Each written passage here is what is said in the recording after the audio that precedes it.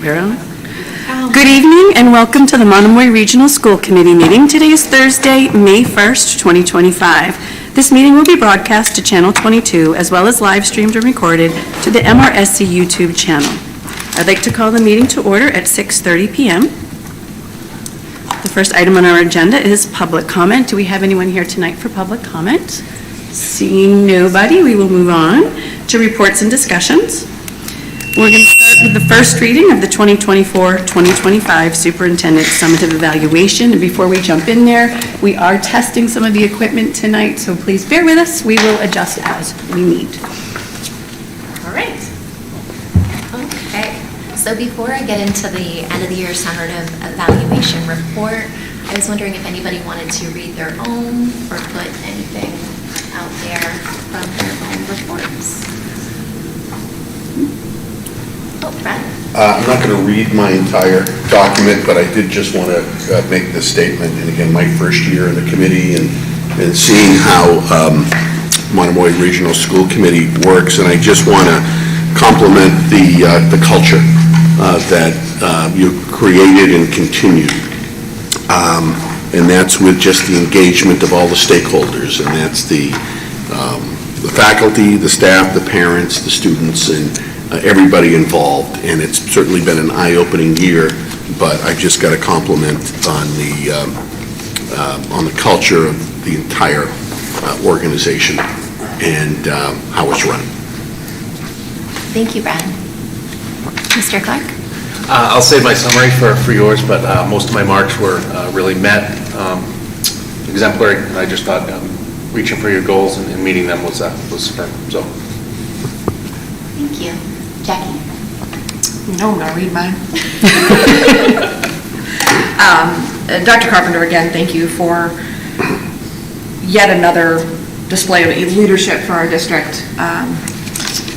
So I did, obviously you have my marks, but all areas most met and even some exceeded. But I will read my overall comments.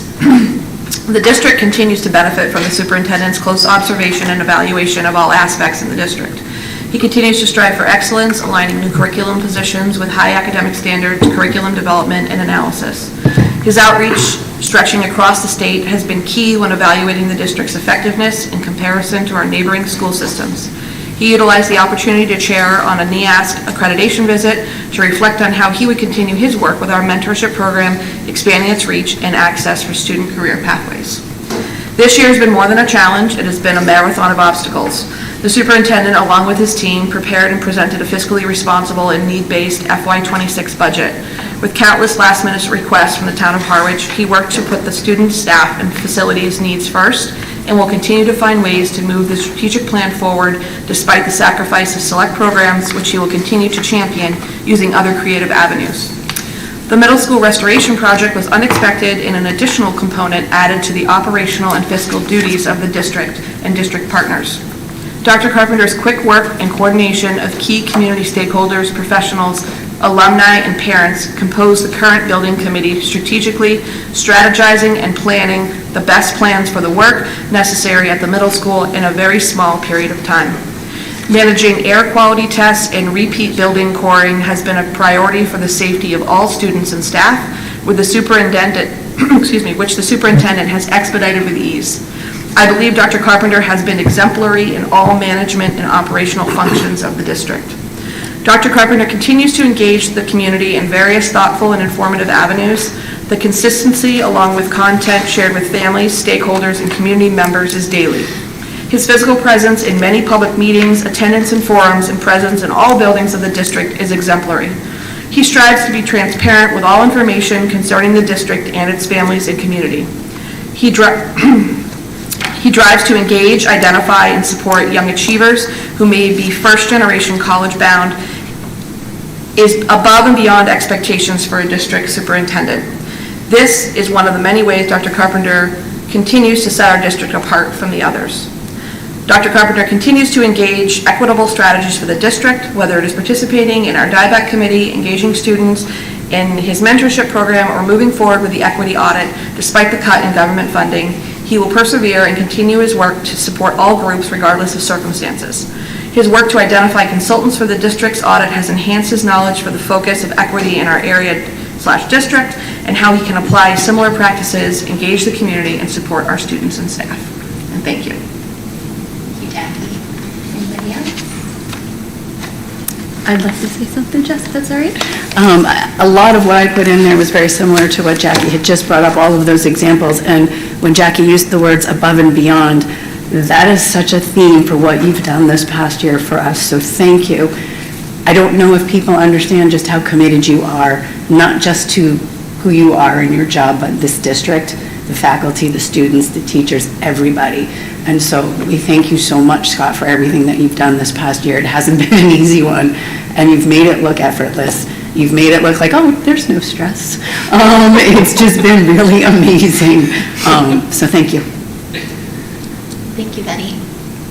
Tina? I'm just going to build off of what Betty said. I won't read my entire thing because you'll hear a couple of them in the summary that Jessica and I prepared. But I did want to build on this because I think one of the luxuries, I suppose, of being chair and vice chair is that we, and many of you know this because you've been in these situations, is you're in constant communication with the superintendent.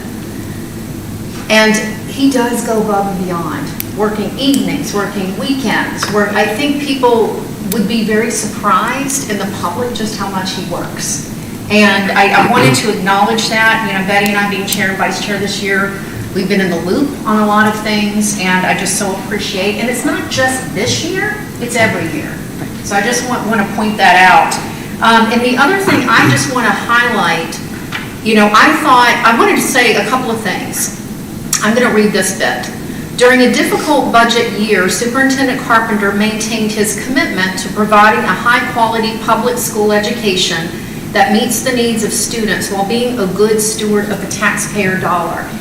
That's a wonderful balance you've always done. It's like walking on the tightrope, and you've done an exceptional job every year, but especially this year.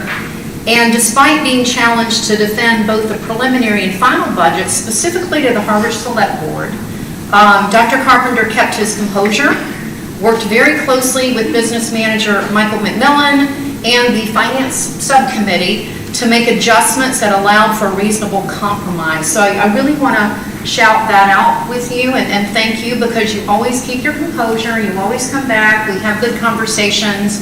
And then the other thing, which you'll hear in the group evaluation, I thought you exhibited extraordinary foresight when assembling the middle school building committee.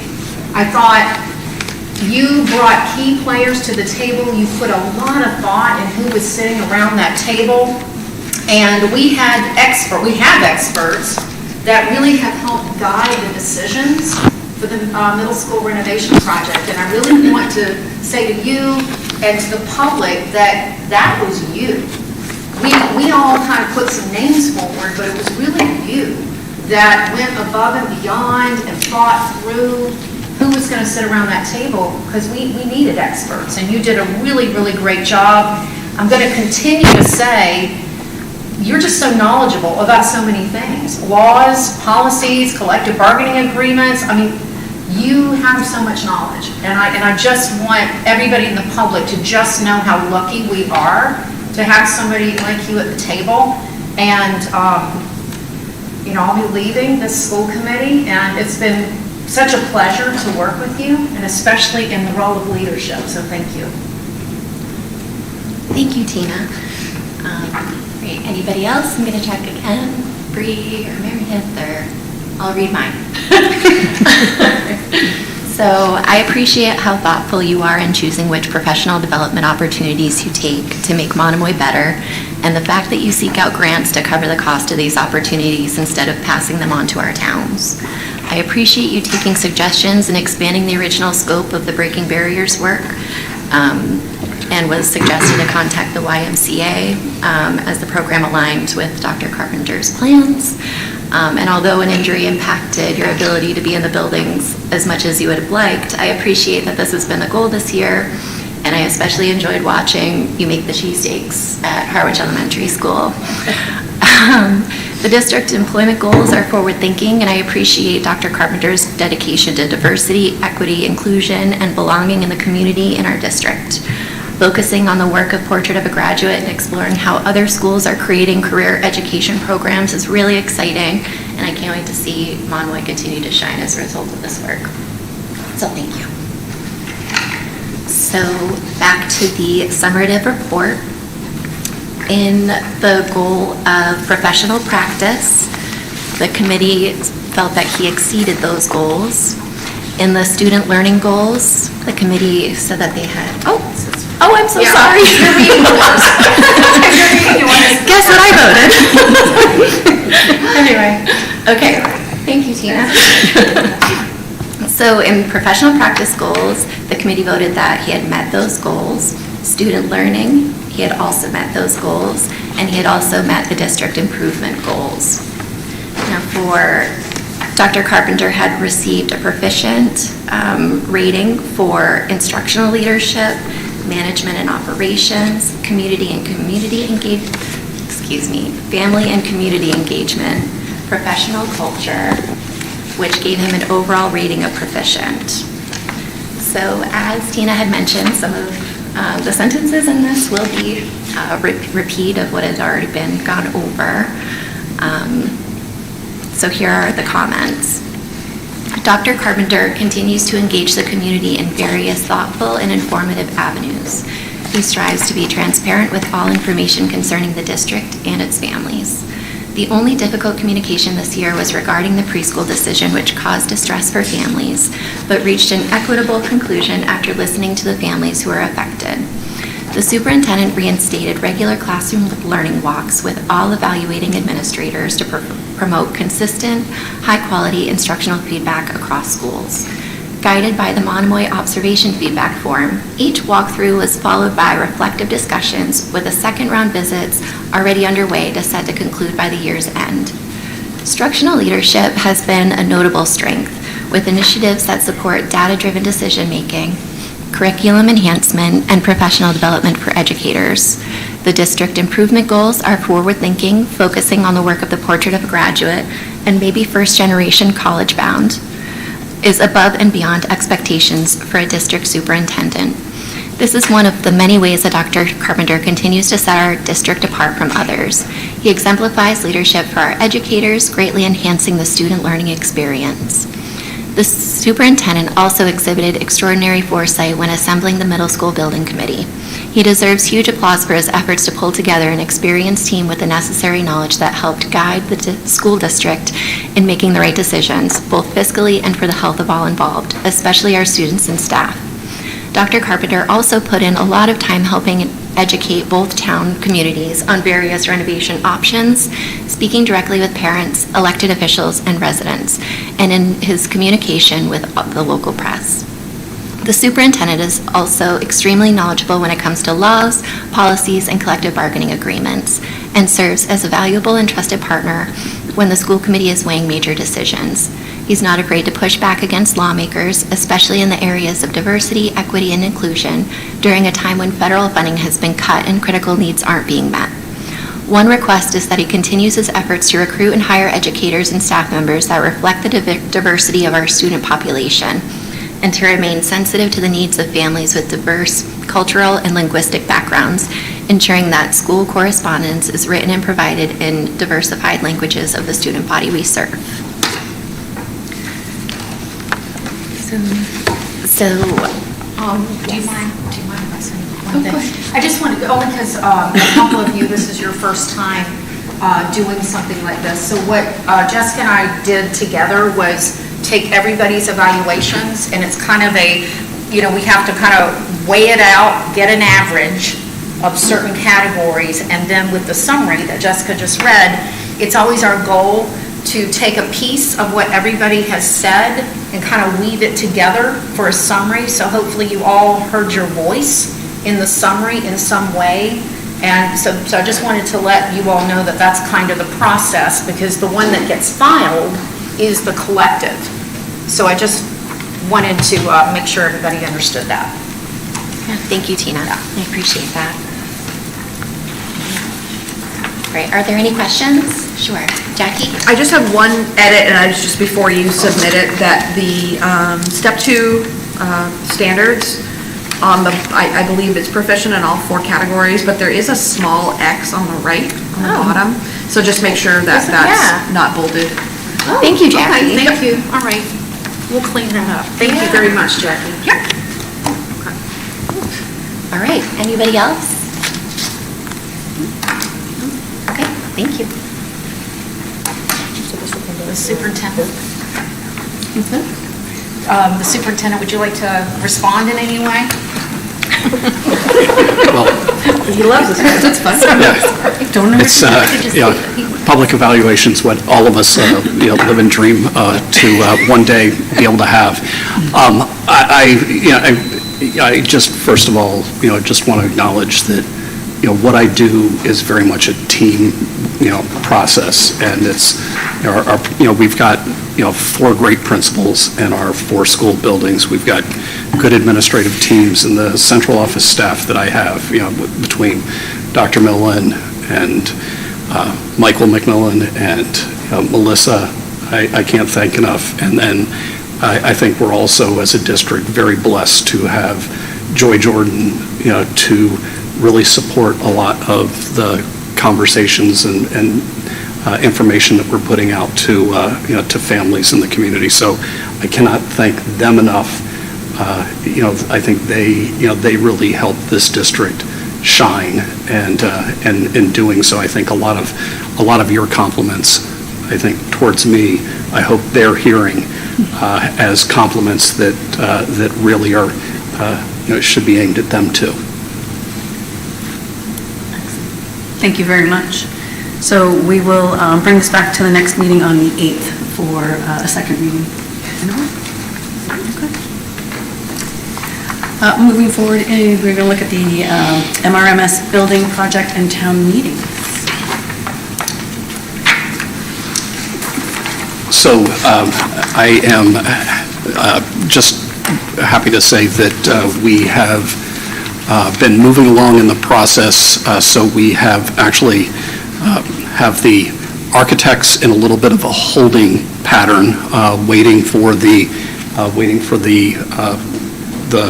town meeting votes here next week, and the polls on the 20th in Harwich. Pending that, we are going to be launching forward. We'll be putting out sort of a notification or request for qualified who would be interested in bidding on our project. And one of the things that we did at the last building committee meeting was really hone in on what of those 4 siding options to move towards. And one of the things that I think the unanimous decision around the table was to move towards what's called the concrete fiber board, which was panel number 4, which was a light gray shingle. So from the feedback that people gave on the, when they were going to the website from the UR codes that were by the panels, it was about 2/3 of the people really gravitated towards some sort of light gray color. And the conversation at the table is really that the concrete fiberboard is a lot less than some of the other products. So knock on wood, the bids will hopefully come in and reflect that. But we also acknowledge as a building committee that we're in some challenging times with tariffs, and what will that do to the cost of materials. But we know that we're carrying enough contingency to have it come in under budget, or at least at budget, but hopefully, knock on wood, under budget. We also have put together a video.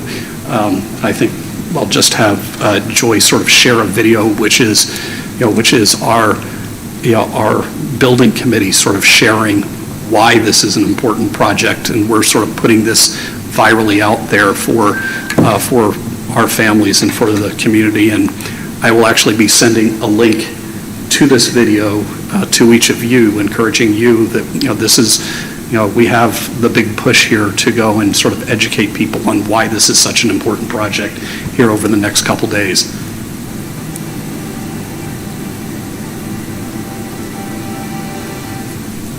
Hi, I'm Rich Roy, Howard Elementary dad and building committee member.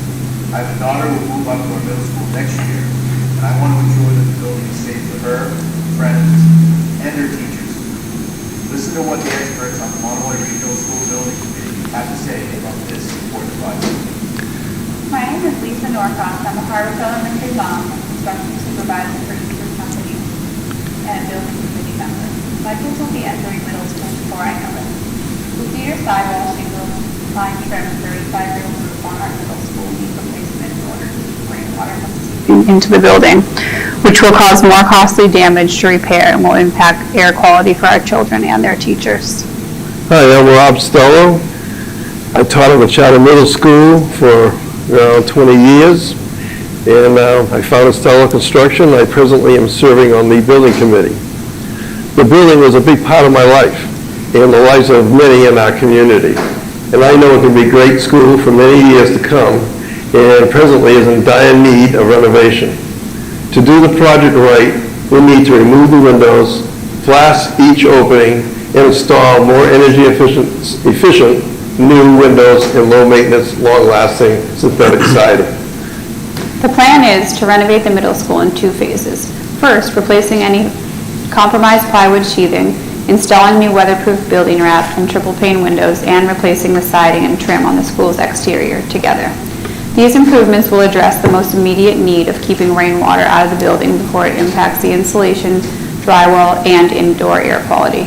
The second phase will be to replace the roof the following year using a Massachusetts School Building Authority grant that will pay over a third of the replacement costs.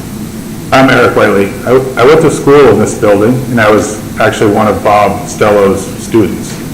I own Whiteley Plumbing and Heating here in town, and I'm on the building committee.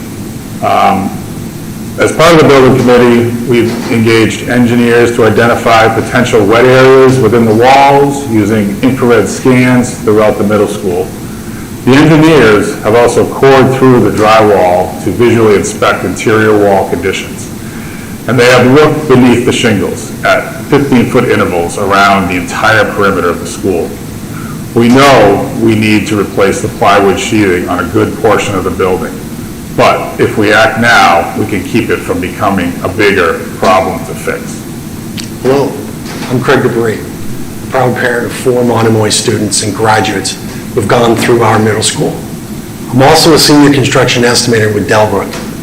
The $11.5 million estimate for this siding and windows project may seem like a lot of money, but it is far less expensive than building a new middle school. The project budget includes contingencies to protect us from escalating construction costs, and if we act now, the project will be less expensive for our towns than if the renovation is delayed. This is an important project. For the students, For our future students. For our teachers. And for our towns. Ultimately, the decision on the middle school renovation project will be made by the voters of both the town of Harwich and Chatham.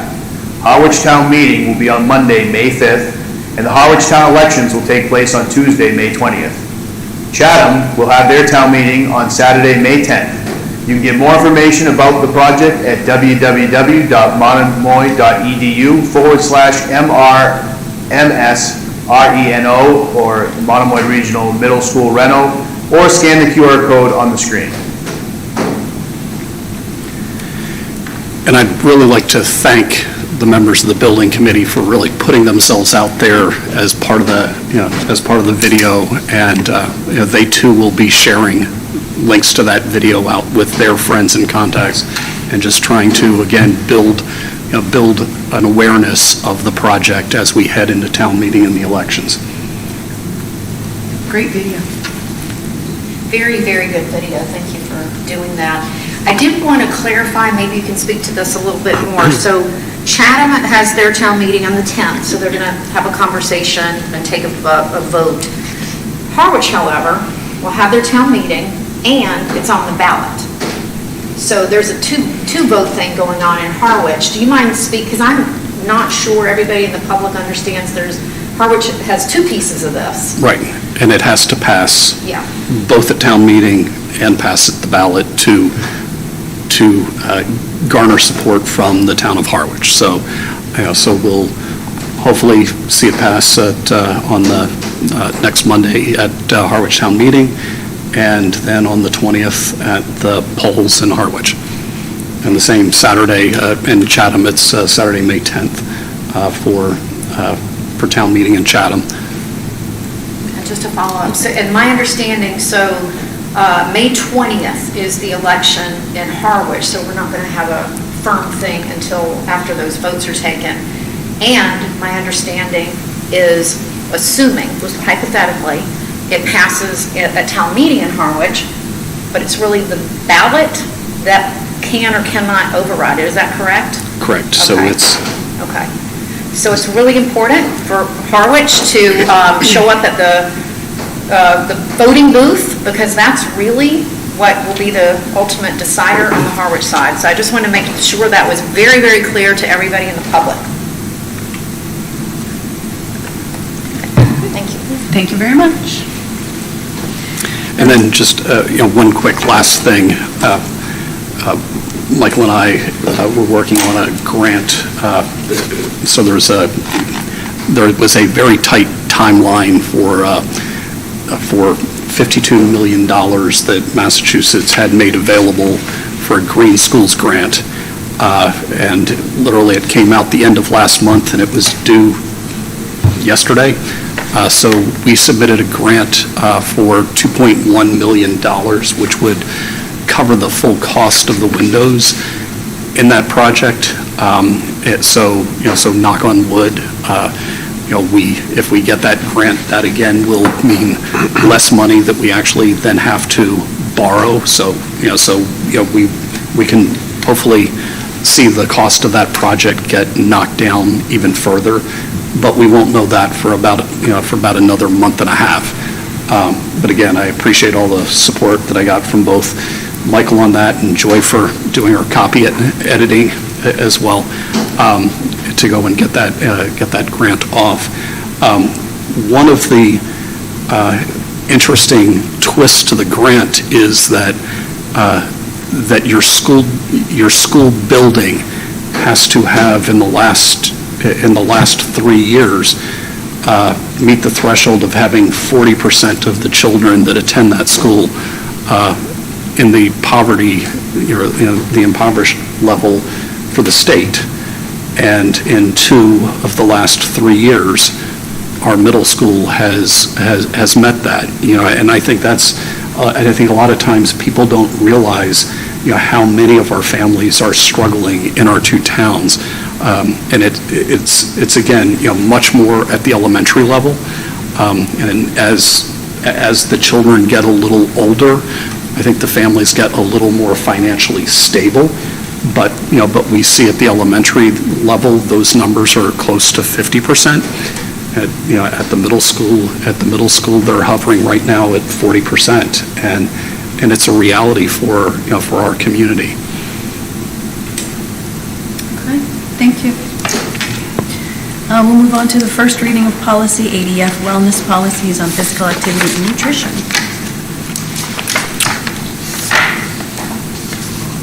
Madam Chair, just to make a comment on this, these changes have been made just to align with the Massachusetts curriculum framework.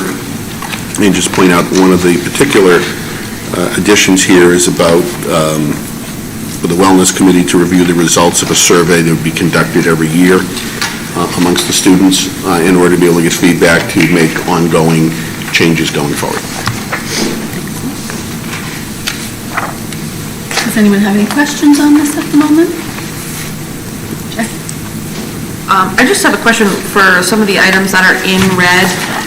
We're updating the policy, but in fact, are they some things we're actually already doing, or are the things that are on this policy, like, I'll give you an example. So number 5 says that the staff serves appealing choices of nutritious foods with alternatives to include vegan, vegetarian, ethnic options. Are we already doing that, and we're just making sure the policy aligns with what the state's requiring, what we should be doing, or is there going to be an action for the Wellness Committee and or our food service program that's going to have to review this policy and make sure that all of these changes are being met. From what I understand, these are all being done. It's just making sure that it's written down and documented, so. Thank you, Brad. Anybody else? Steve? Yeah, on page 3, up under C, let me just read this again. The first red, a suggestion box will be available in minimally, the middle school. I guess that's a little awkward to me. So, a suggestion box will be available At least in the high school and middle yeah. school. Yeah, I believe that is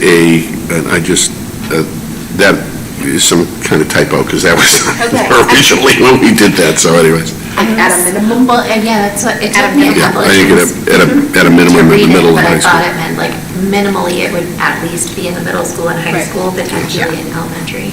I think that's written properly, though. So, I think the whole thing, the suggestion box will be available in the middle and the high school. Middle and high school, that's what it's supposed to be. I think that's all it needs to say, yeah. I don't think the word minimally or the minimum will really, Right, we're not going to put it in the elementary schools, so. okay. So just take out that one word. Any other questions? Okay.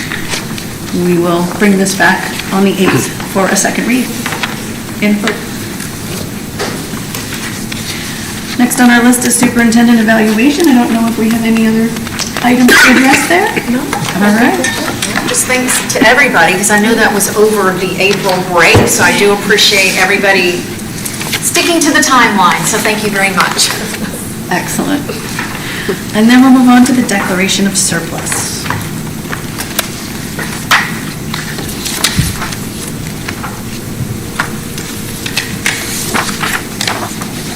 You're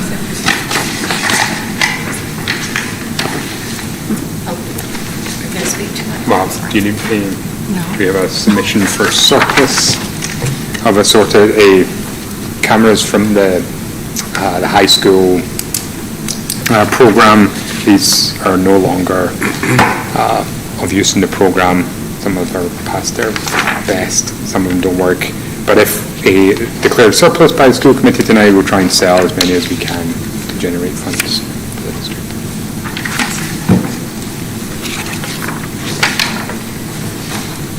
Do we have a motion? Jackie? I've been motioning. Motion to approve the surplus materials as presented in your packet. Second. Thank you, Ryan. All in favor? Aye. Opposed? Abstained? Okay. That passes. Thank you very much. Thank you. We have the presentation of the warrants, and we can move to adjournment. Do I have a motion? So moved. Do we have a second? Second. All in favor? Aye. Opposed? Abstained? We are adjourning at 7:03.